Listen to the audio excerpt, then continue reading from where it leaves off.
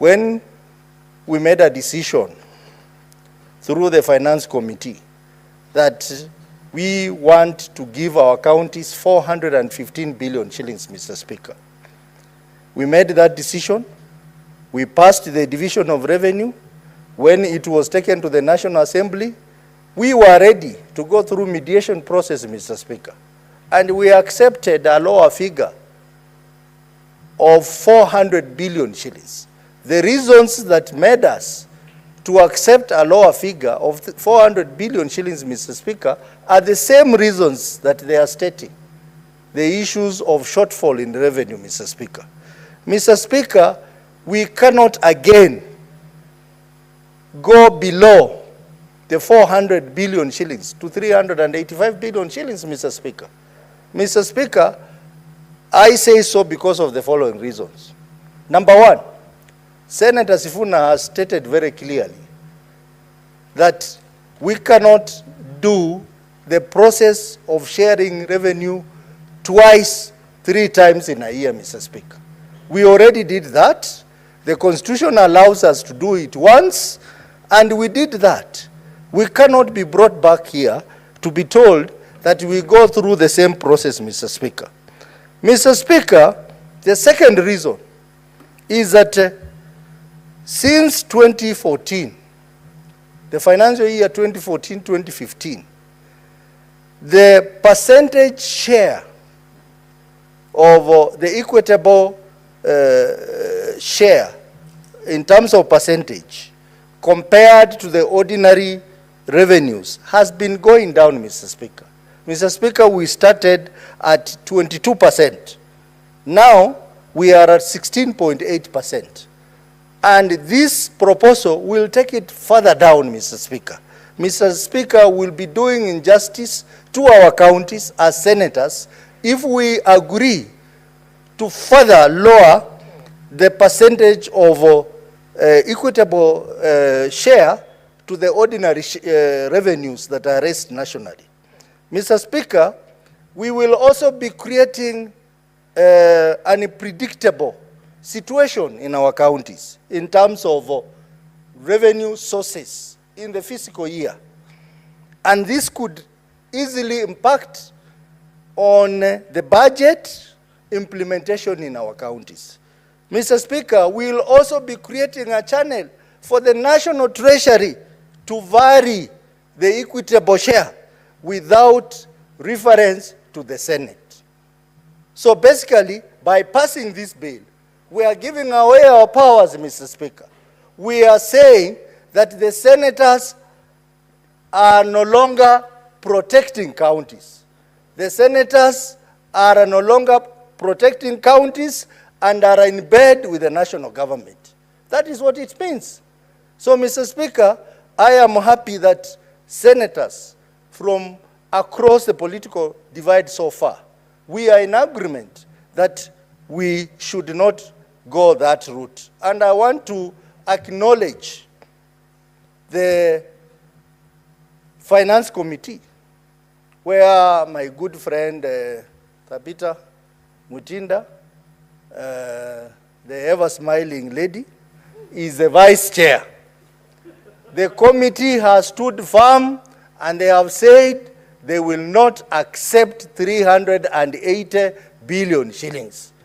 And I've looked at the report, which is here, Mr. Speaker. They have even amended the bill to say they will stick with the 400 billion shillings. Mr. Speaker, let us allow it to go that route. We are ready to go into mediation. And we will not this time around, those who will be selected to sit on the mediation committee, do not agree to go for a lower figure. We will stick with 400 billion shillings, Mr. Speaker. Mr. Speaker, even as we seek to give our counties more money, Mr. Speaker, we must be very clear. The money that we are giving to our counties must be accountable, must be used or utilized well, Mr. Speaker. Mr. Speaker, we continue seeing a lot of issues, as has been highlighted by the senators who have spoken before me. The reports by the Auditor General the reports by the Controller of Budget, Mr. Speaker, some of them are not giving hope to the protectors of devolution, in this case, Senate. We would like to push for more money, but at the same time, Mr. Speaker, we want to see this money changing lives. We want to see this money being utilized well. We want to see corruption in our county ending. Mr. Speaker, I would like, if I approve this money, and I know my county will get more money, we would like them to invest this money in critical areas, Mr. Speaker. Mr. Speaker, it is saddening that even as we are grappling with the problem of wage bill in our counties, most of the counties have gone beyond 35% threshold. They are even doing 85% to the budget. Mr. Speaker, this is unacceptable.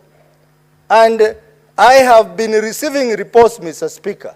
Some counties are actually engaged in what I would call employment spree. They are employing many people, even though the Auditor General has raised issues around wage bill. We want to tell governors, we want to tell the county government, please, even as we give you more money, look at the problem of wage bill. We cannot have wage bill of over 60% in our counties. Then what are we doing?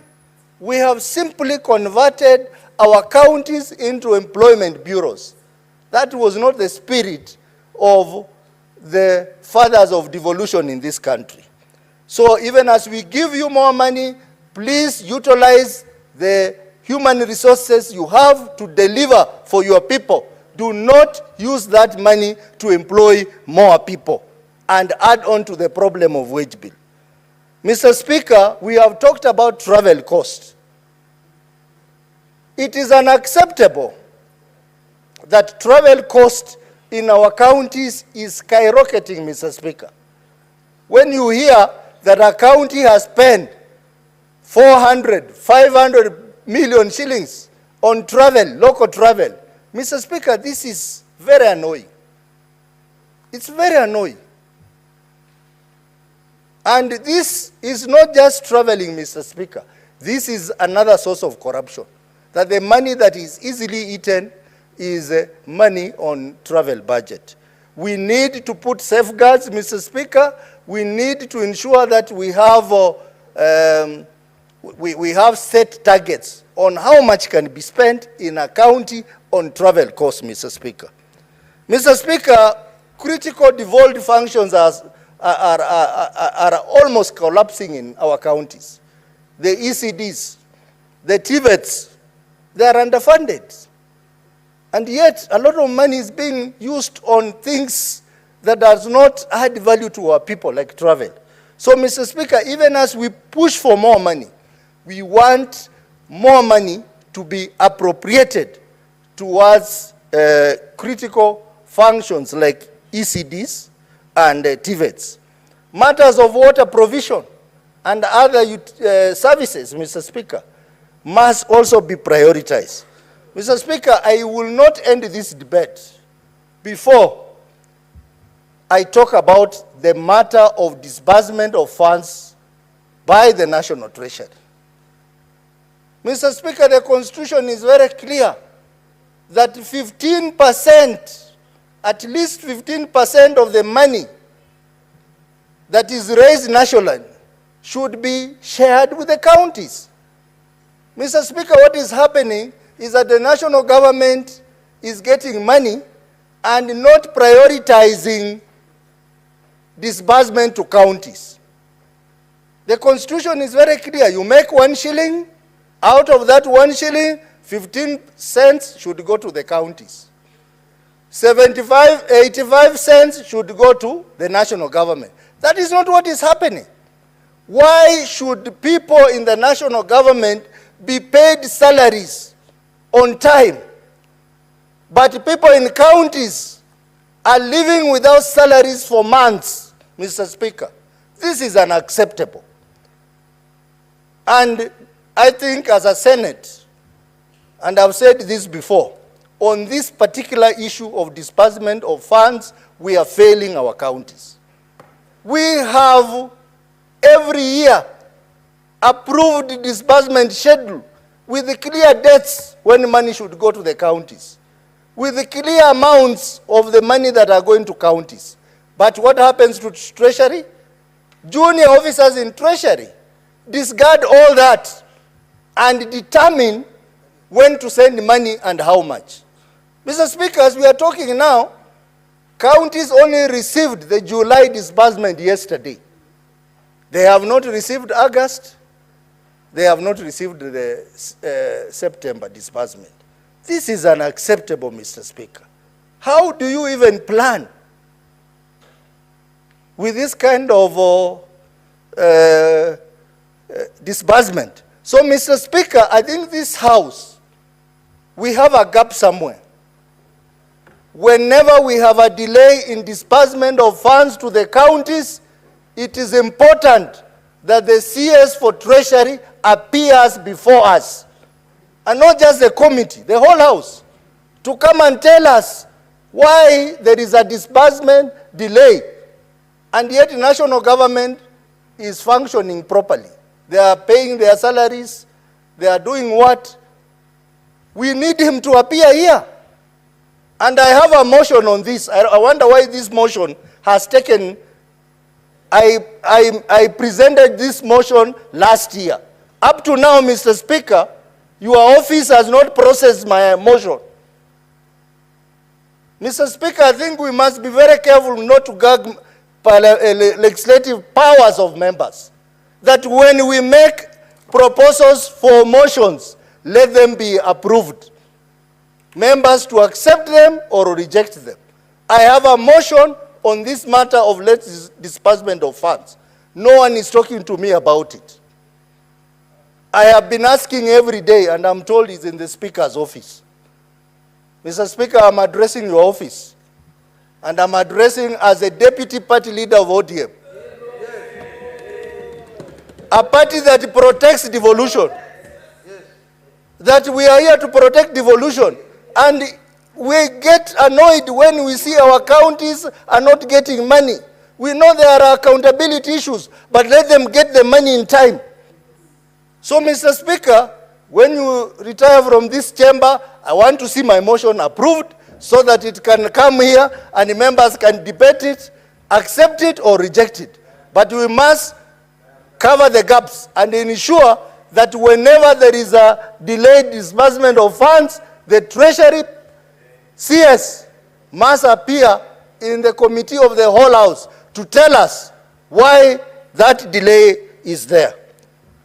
Mr. Speaker, when I talk about on-source revenue, the current report by the Office of the Controller Budget clearly indicates that our counties can do better.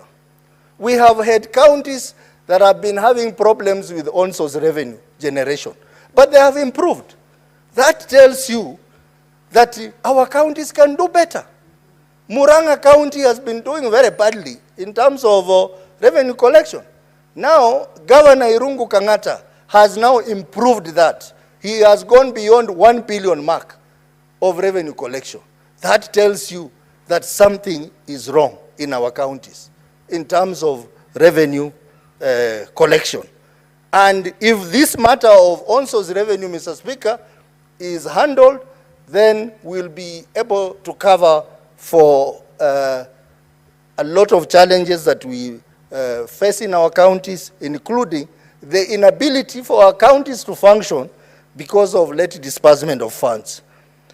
Mr. Speaker, I am also informing this House that one major source of on-source revenue is health centers and hospitals. And my committee of CPIC, we are now processing audited reports for these hospitals. And I'm happy that after our meeting with the Auditor General, I have seen that the Auditor General has worked very hard to table a series of audited reports for our hospitals, and I'm sure, Mr. Speaker, if we review these reports, we'll be able to identify the gaps and promote governance in our hospitals as one of the major on-source revenue, and then eventually lead to the growth of on-source revenue in our counties. Mr. Speaker, with those remarks, I want to say that I reject the bill before us, and I support the Finance Committee position that we need to amend the bill to stay with a figure of 400 billion shillings, Mr. Speaker. Mr. Speaker, I reject, and I want to issue a party position on this matter that the ODM party is not in support of reduction of the shareable revenue to our counties from 400 billion shillings to 380 billion shillings. Mr. Speaker, I reject the amendment. Now, Senator Osotsi, you raised something with regards to a motion that you tabled in the last session. By practice, as a ranking member having served in the National Assembly, you know that motions lapses with the session. So if your motion was not concluded or not approved, then you've got to refile it afresh for purposes of it to be processed accordingly. Thank you very much. Senator Murango James, come on.